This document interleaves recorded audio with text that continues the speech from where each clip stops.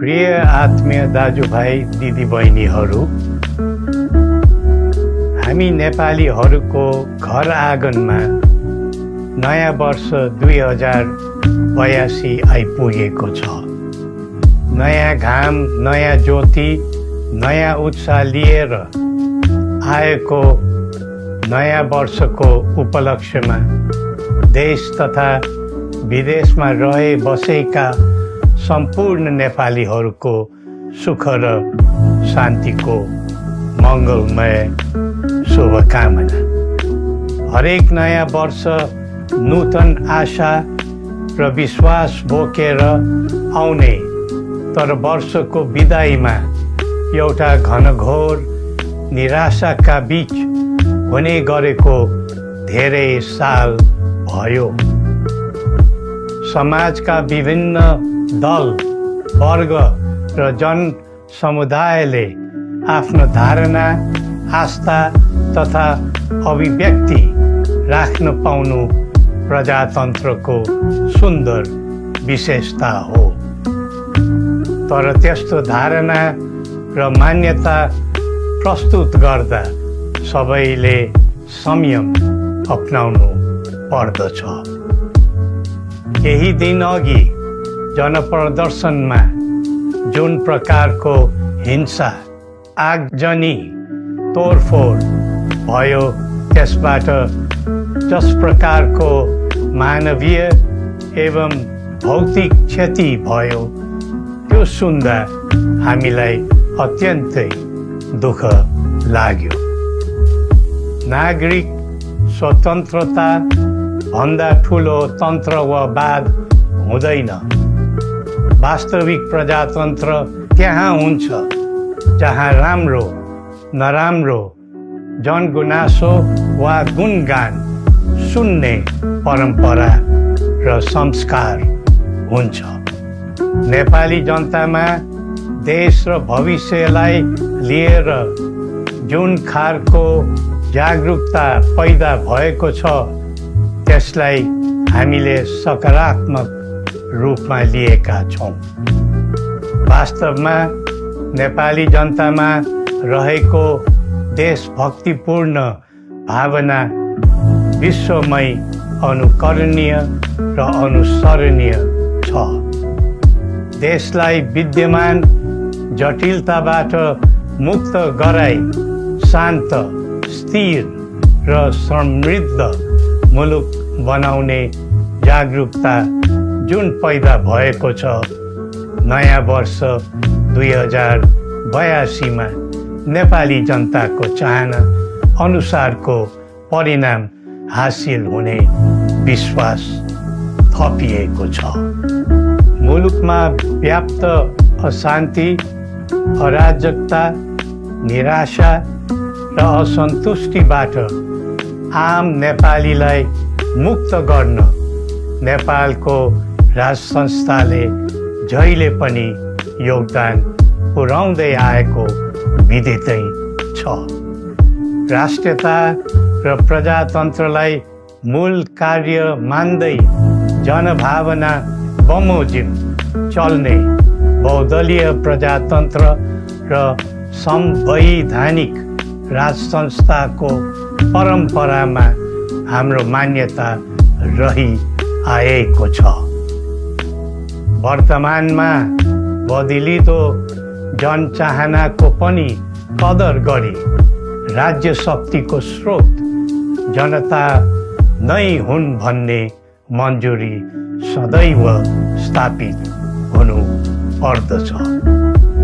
राष्ट्र निर्माता श्री 5 बरामहाराज धीराजको दिव्य उपदेशलाई नै अबको राज्य सत्ताको मूल मन्त्र सोच्नुमा के होला? सन्तुलित कूटनैतिक सम्बन्ध र आत्मनिर्भर नेपालको परिकल्पना नै पृथ्वी पथको मूल सार हो। यही नै राजनीतिको मूलधार हुनु पर्ने हो।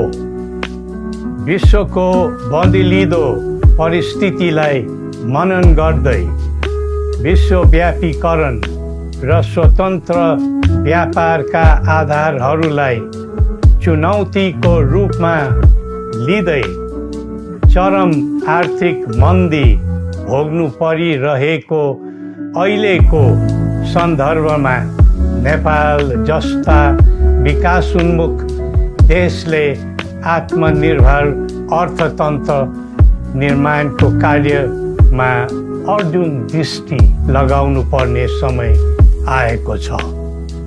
स्वदेशी स्रोत साधनको प्रयोगले स्वदेशमै उत्पादन गरी स्वदेशमै खपत गर्दै आन्तरिक अर्थतन्त्रको चक्रभित्रबाटै मुलुकको समग्र अर्थतन्त्र आत्मनिर्भर र चलायमान गराउनु पर्ने विश्व परिवेश निर्माण हुँदैछ भन्ने सङ्केतहरू देखा परिरहेका छन्। विश्वकै उत्कृष्ट यो भूमिमा बाँच्न समेत गाह्रो हुने स्थिति पैदा भएपछि बढ्दो युवा पलायनलाई रोकी युवा शक्तिको श्रम र सिपलाई स्वदेशमै उच्च उपयोग गर्नु पर्दछ।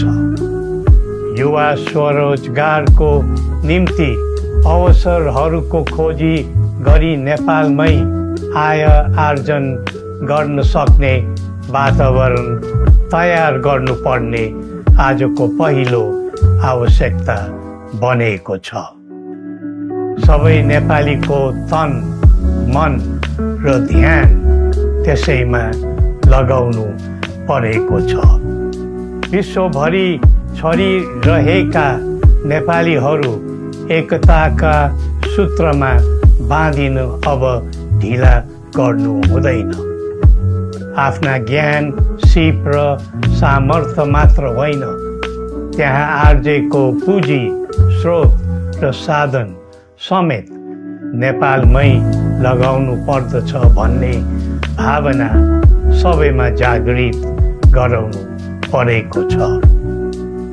प्रकृतिले दिएको स्वर्ग जस्तै सुन्दर हिमवत् खण्ड नेपाल सिँगार्न र विकासको विपुल फुक्न कसरी लाग्ने र लगाउने स्वदेश फर्क स्वदेश नै स्वर्ग भन्ने अभियान चलाउनु पर्ने आजको आवश्यकता भएको छ।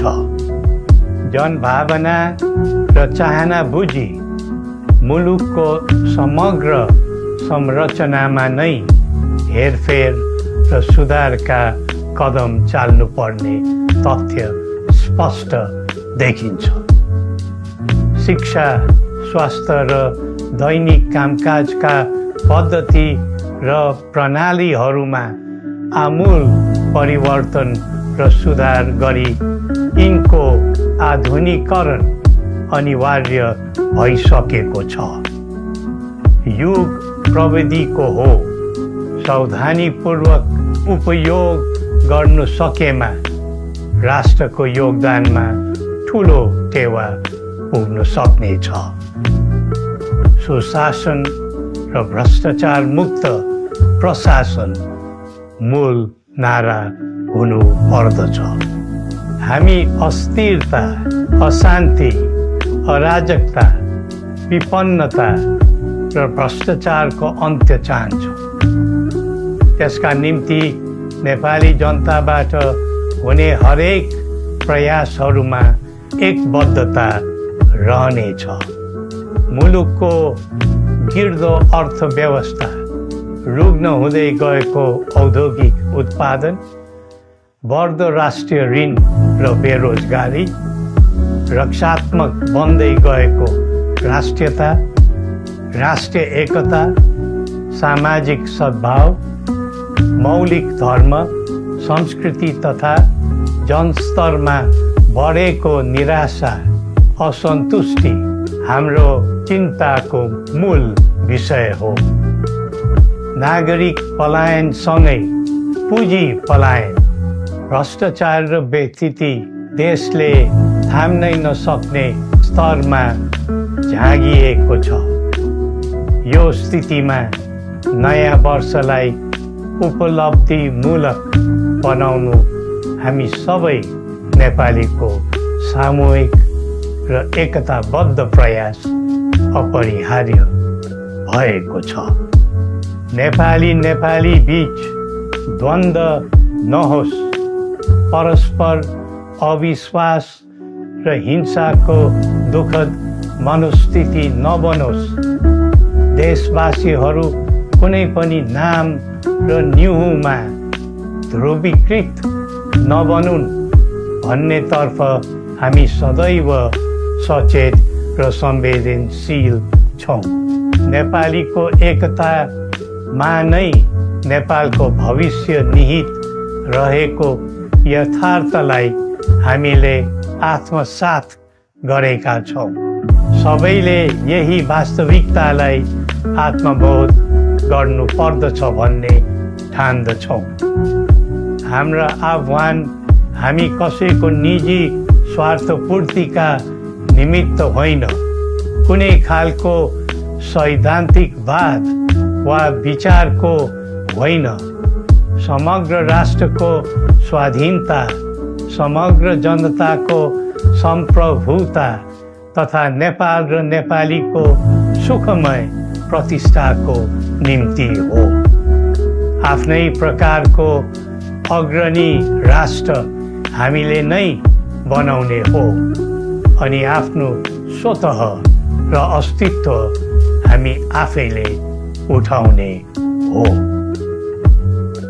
संसार धेरै अघि बढिसक्यो, तर हामी यो वा त्यो वादको चक्रव्यूहमा फँसेका छौँ। नेपाल आमालाई केन्द्रमा राखेर हाम्रा विचार बन्नुपर्छ, हाम्रा कदम चल्नुपर्छ। हरेक समस्याको समाधान संवाद, सहमति, समन्वयन र सहकार्यबाट हुन सक्छ।